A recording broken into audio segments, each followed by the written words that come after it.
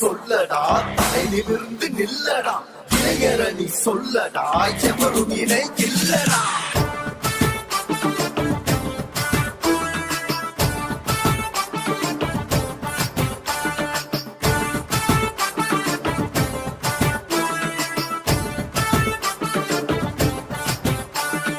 தமிழ்நாட்டின் உரிமைகளை தட்டி பறிக்கும் ஒன்றியத்தை தட்டி கேட்க வந்துட்டோமடா.